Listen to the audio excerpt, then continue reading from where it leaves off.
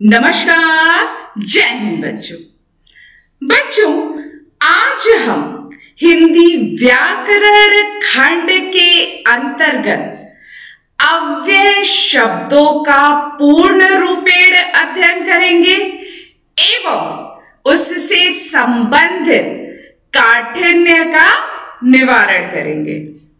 अव्यय अर्थात जो कि व्यय न हो सके उसे अव्यय कहते हैं। अव्यय शब्दों को अविकारी शब्द भी कहा जाता है। अव्यय अर्थात ऐसे शब्द जो लिंग, वचन, कारक के अनुसार परिवर्तित नहीं होते हैं। अर्थात यदि हम कभी पुल्लिंग शब्दों के साथ उसका प्रयोग कर सकते हैं, स्त्रीलिंग शब्दों के साथ भी वही शब्द आते हैं। ऐसे शब्द वाक्य में प्रयुक्त ऐसे शब्द अव्यय या अविकारी शब्द कहे जाते हैं, जो कि लिंग, वचन, कारक के अनुसार परिवर्तित नहीं होते हैं। तो आज हम हिंदी व्याकरण खंड के अंतर्गत अव्यय शब्दों का अध्ययन करेंगे।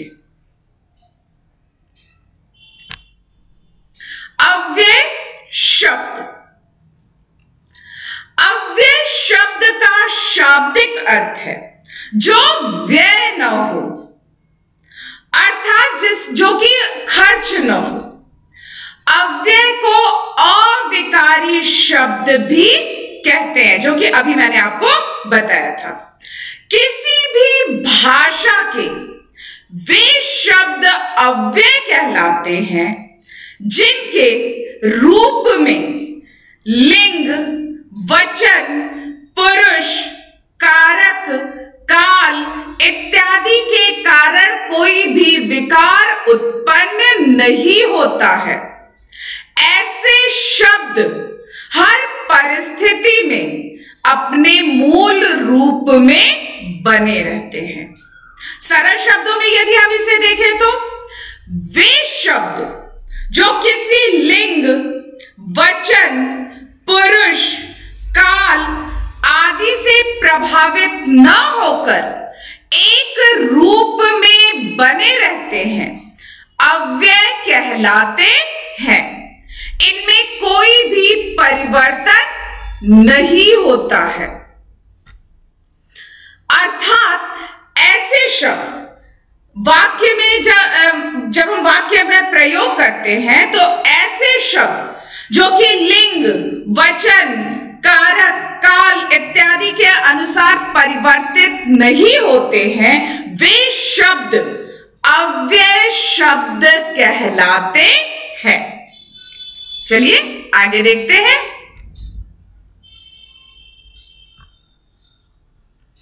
अव्यय शब्द के निम्नलिखित भेद होते हैं। क्रिया विशेषण अव्यय शब्द, संबंध बोधक अव्यय शब्द, समुच्चय बोधक अव्यय शब्द, विस्मयादि बोधक अव्यय शब्द और निपात। अव्यय शब्दों के ये 5 भेद होते हैं।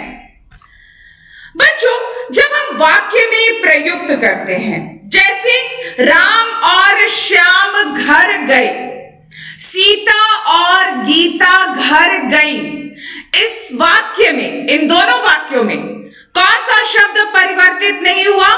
और। तो ये और शब्द क्या हुआ? अव्यय शब्द। अर्थात ऐसे शब्द वाक्य में जो प्रयुक्त होते हैं, प्रयुक्त होने वाले ऐसे शब्द जो लिंग, वचन, कारक, काल के अनुसार परिवर्तित नहीं होते हैं, वे शब्द अव्यय शब्द कहलाते हैं। अव्यय शब्दों के 5 भेद होते हैं। क्रिया विशेषण अव्यय शब्द, संबंध बोधक अव्यय शब्द, समुच्चय बोधक अव्यय शब्द, विस्मयादि बोधक अव्यय शब्द और निपात। अव्यय शब्दों के ये 5 भेद होते हैं। अब हम इन 5 भेदों का अलग अलग वाक्य में प्रयोग और रूपांतरण को देखेंगे। पहला आपका है क्रिया विशेषण अव्यय शब्द। क्रिया की विशेषता बताने वाले शब्दों को क्रिया विशेषण अव्यय शब्द कहते हैं। क्रिया की जो विशेषता बता रही है, क्रिया अर्थात जो कार्य हम करते हैं, तो क्रिया की विशेषता बताने वाले शब्दों को क्रिया विशेषण अव्यय शब्द कहा जाता है। जैसे वर्षा लगातार हो रही है क्रिया, और क्रिया की विशेषता क्या बता रहा है? लगातार। तो ये लगातार क्या है? ये क्रिया विशेषण अव्यय शब्द है। दूसरा देखिए, बिजली अभी आ जाएगी क्रिया, और क्रिया की विशेषता क्या है? अभी। तो अभी क्या हो गया? क्रिया विशेषण अव्यय शब्द हो। तो क्रिया की विशेषता बताने वाले शब्दों को क्रिया विशेषण अव्यय शब्द कहते हैं। क्रिया विशेषण अव्यय शब्द के निम्नलिखित भेद हैं। कालवाचक क्रिया विशेषण, स्थानवाचक क्रिया विशेषण, परिमाणवाचक क्रिया विशेषण और रीतिवाचक क्रिया विशेषण। कालवाचक क्रिया विशेषण क्रिया के काल की जानकारी देने वाले शब्दों को कालवाचक क्रिया विशेषण कहते हैं। जैसे राघव तुरंत घर लौट आया, समय बता रहा है राघव कब आया, कब। अब हम इसको पहचान कैसे करेंगे? हम कालवाचक क्रिया विशेषण में कब लगा के प्रश्न बनाते हैं। राघव कब लौट आया? राघव तुरंत लौट आया, तो तुरंत क्या हो गया? कालवाचक क्रिया विशेषण। आज दिन भर वर्षा होती रही। आज कब वर्षा होती रही? दिन भर वर्षा होती रही, तो दिन भर कालवाचक, एक समय का बोध करा रहा है, तो कालवाचक क्रिया विशेषण। स्थानवाचक क्रिया विशेषण वे शब्द जो क्रिया के स्थान से संबंधित विशेषता का बोध कराते हैं, स्थानवाचक क्रिया विशेषण कहलाते हैं। जैसे बाहर एक भिखारी बैठा है। कहां बैठा है भिखारी? बाहर। अब स्थानवाचक के लिए हम क्या करेंगे? कहां लगा के प्रश्न बनाएंगे। अब वह अन्यत्र नौकरी की तलाश करेगा। अन्यत्र स्थानवाचक क्रिया विशेषण। आगे देखिए, परिमाणवाचक क्रिया विशेषण वे शब्द जो क्रिया के परिमाण का बोध कराते हैं, परिमाणवाचक क्रिया विशेषण कहलाते हैं। इतना धन पर्याप्त है, पर्याप्त परिमाण। बूंद बूंद से घड़ा भरता है, बूंद बूंद परिमाणवाचक क्रिया विशेषण। आगे देखिए,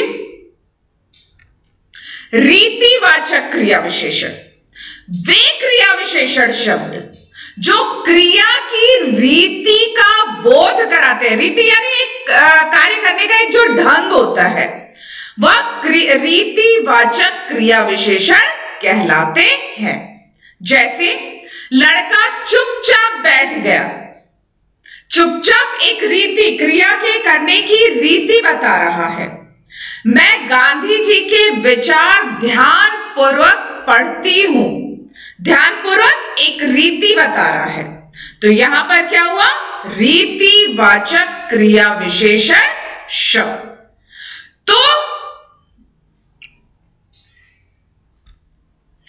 क्रिया विशेषण अर्थात क्रिया की विशेषता बताने वाले शब्द क्रिया विशेषण अव्यय शब्द कहलाते हैं।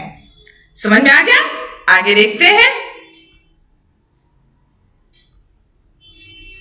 संबंध बोधक अव्यय शब्द वे शब्द जो संज्ञा सर्वनाम को अन्य संज्ञा सर्वनाम के साथ संबंध का बोध करते हैं, वे संबंध बोधक अव्यय शब्द कहलाते हैं।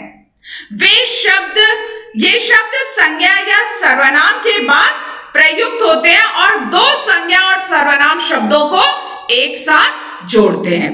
विद्यालय जातिवाचक संज्ञा, बगीचा जातिवाचक संज्ञा, इन दोनों शब्दों को कहां जोड़ रहा है? के सामने। तो के सामने संबंध बोधक अव्यय शब्द। यहां से पूरब की ओर तालाब है, की ओर, पूरब और तालाब ये दो संज्ञा और शब्दों को एक साथ क्या जोड़ रहा है? की ओर। तो ये क्या हो गया? ये संबंध बोधक अव्यय शब्द हुए। संबंध बोधक अव्यय शब्द के निम्नलिखित भेद होते हैं। पहला आपका होता है स्थानवाचक संबंध बोधक। मेरे घर के सामने बगीचा है। दूसरा क्या है? दिशावाचक संबंध बोधक।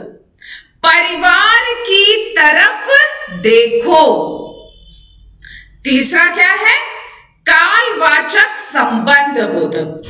राम के बाद कोई अवतार नहीं हुआ। चौथा क्या है? साधनवाचक संबंध बोधक। वह मित्र के सहारे पास हो जाता है। पांचवा है कारणवाचक संबंध बोधक। वह भूख के कारण रोने लगा। सीमावाचक संबंध बोधक। समुद्र पर्यंत या पृथ्वी तुम्हारी है। विरोध सूचक संबंध बोधक। आतंकवादी कानून के विरुद्ध लड़ते हैं।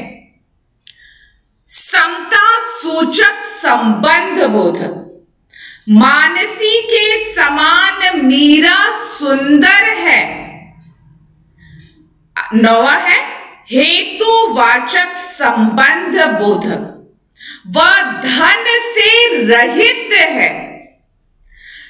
सहचर सूचक संबंध बोधक।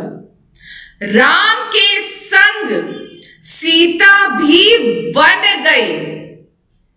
विषयवाचक संबंध बोधक। उसका लेख सुंदर है। संग्रहवाचक संबंध बोधक। उसने जीवन भर सत्कर्म किया। तो संबंध बोधक अव्यय शब्द संज्ञा और सर्वनाम शब्दों को आपस में संबंध करता है। संज्ञा और सर्वनाम शब्दों को आपस में जोड़ने का कार्य करता है। आगे देखते हैं।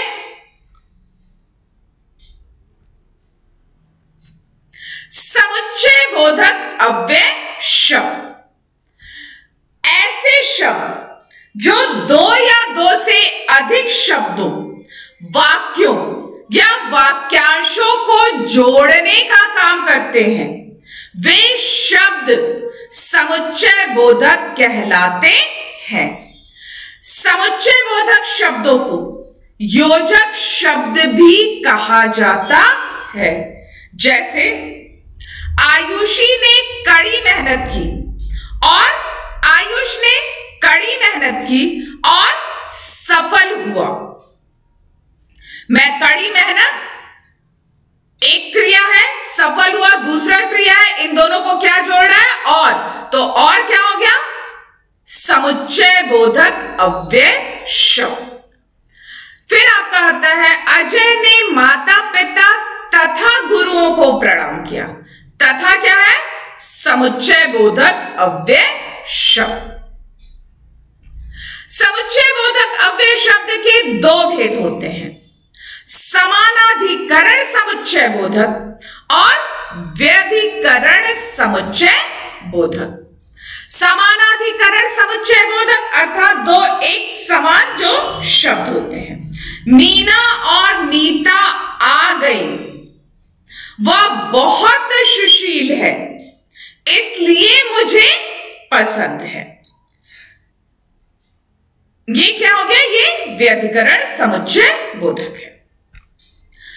अर्थात समुच्चय बोधक वे शब्द होते हैं जो कि दो वाक्यांशों को आपस में जोड़ने का कार्य करते हैं। जो ये शब्द होते हैं, अव्यय शब्द होते हैं, समुच्चय बोधक अव्यय शब्द होते हैं, ये दो वाक्यों या वाक्यांशों को जोड़ने का कार्य करते हैं। पहला आपका था क्रिया विशेषण अव्यय शब्द, दूसरा आपका संबंध बोधक अव्यय शब्द, तीसरा आपका है समुच्चय बोधक अव्यय शब्द। आगे देखते हैं,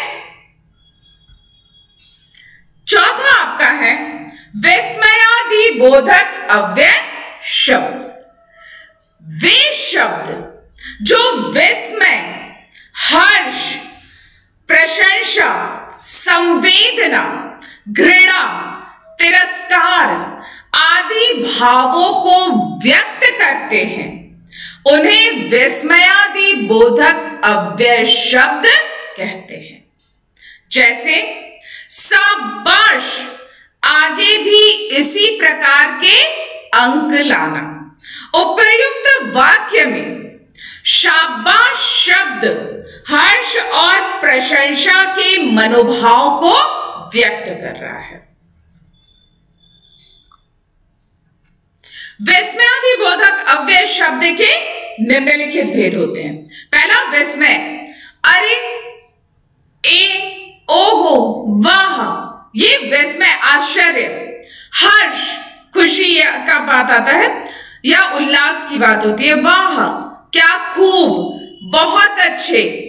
अब अगर प्रोत्साहन देना होता है या प्रशंसा करनी होती है, शाबाश, बहुत सुंदर। व्यथा या ग्लानि, पीड़ा का जो भाव होता है, हाय, आह, हे राम।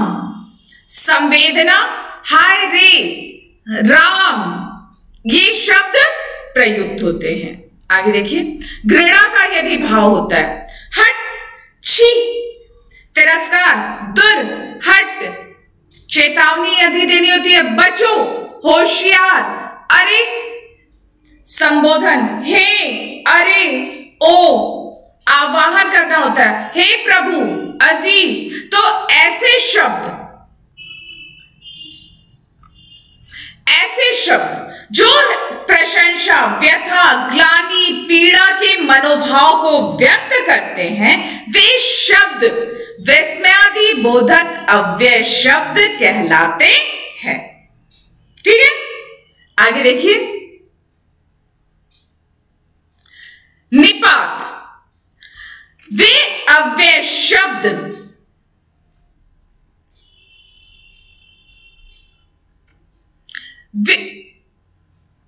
वे अव्यय शब्द जो किसी वाक्य के में शब्द को पद कहते हैं, पद के पश्चात लगकर उसके अर्थ में विशेष बल देते हैं, उन्हें निपात कहते हैं।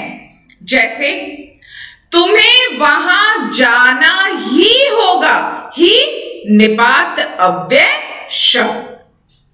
हीरे की कीमत मात्र 2 लाख रुपए मात्र है। तो वे शब्द जो वे अव्यय शब्द जो किसी शब्द के पश्चात लगकर उसके अर्थ में विशेष बल देते हैं, उन्हें निपात कहते हैं। निपात के निम्नलिखित भेद होते हैं। ही, सचिन क्रिकेट ही खेलेगा, भी, राहुल भी अच्छा खिलाड़ी है, तो मुझे तो नया बल्ला मिल गया, तक, तुमने फोन तक नहीं किया। अर्थात वे शब्द जो किसी शब्द या शब्द के बाद लगकर उसके अर्थ में विशेष बल देते हैं, वे शब्द निपात अव्यय शब्द कहलाते हैं। अर्थात अव्यय शब्द जो कि लिंग वचन काल के अनुसार उनमें कोई परिवर्तन नहीं होता है, वे शब्द अव्यय शब्द कहलाते हैं। अव्यय शब्द के 5 भेद होते हैं। क्रिया विशेषण अव्यय शब्द, संबंध बोधक अव्यय शब्द, समुच्चय बोधक अव्यय शब्द, विस्मयादि बोधक अव्यय शब्द और निपात। क्रिया विशेषण अव्यय शब्द वे शब्द जो कि क्रिया की विशेषता बताते हैं, वे शब्द क्रिया विशेषण अव्यय शब्द कहलाते हैं। संबंध बोधक अव्यय शब्द वे शब्द जो संज्ञा या 2 सर्वनाम शब्दों को आपस में जोड़ने का कार्य करते हैं, वे संबंध बोधक अव्यय शब्द कहलाते हैं। तीसरा आपका है समुच्चय बोधक अव्यय शब्द, अर्थात वे शब्द जो 2 वाक्यांशों को जोड़ने का कार्य करते हैं, वे समुच्चय बोधक अव्यय शब्द कहलाते हैं। फिर आपका आता है विस्मयादि बोधक अव्यय शब्द, वे अव्यय शब्द जो मन के भावों को व्यक्त करते हैं, चाहे वो प्रसन्नता का भाव हो, चाहे वो विस्मय का भाव हो, चाहे वो घृणा का भाव हो, तो उन अव्यय शब्दों को विस्मयादि बोधक अव्यय शब्द कहते हैं। फिर आपका आता है निपात, वे शब्द जो शब्द या पद के बाद लगकर उसके अर्थ में विशेष बल देते हैं, उन्हें निपात अव्यय शब्द कहते हैं। तो चलिए कुछ अभ्यास कार्य करके अपने काठिन्य का निवारण करते हैं।